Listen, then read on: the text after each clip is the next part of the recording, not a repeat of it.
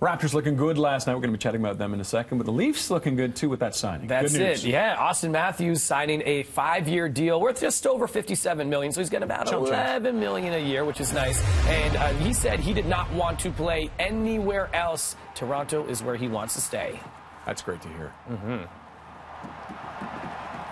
I don't think there's anything like playing in the city. Just from our fans, the support we get day in, day out, walking around the street, getting recognized. I mean, that's not something I ever really imagined when I was a kid, growing up in Arizona, to play in a market like this. So it's definitely something I don't take for granted. Obviously, we want to accomplish our ultimate goal, which is the Stanley Cup, and make the city proud.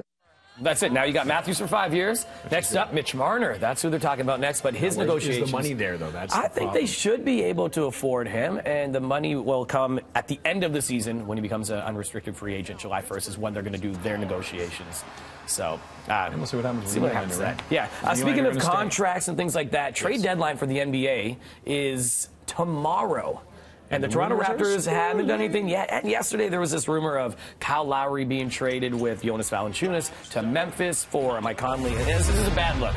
I don't think that's happening. I don't think they're going to pull the trigger on something that big. No, but Kyle playing great last night. Hit 5 of 9 from three-point land. Raptors beating the Sixers big time last night. But this is a team that is surging still, the Philadelphia 76ers. They made a move last night to get Tobias Harris from the Clippers, who is a strong addition. So now look to see Philly be a tougher team in the East to take on the Raptors. Again, that trade deadline is tomorrow afternoon, so we'll see with some of these rumors. I think, a guy like Norman Powell is on the block, and they had him playing a lot of minutes last night, so we'll see what happens. Tough choices for them, because if they do it, they're blowing up the team for next year. You don't know, right? Because there's that whole thing, if Kawhi stays, is he going, and there's no commitment from him yet, so it's keeping his roulette, cards close.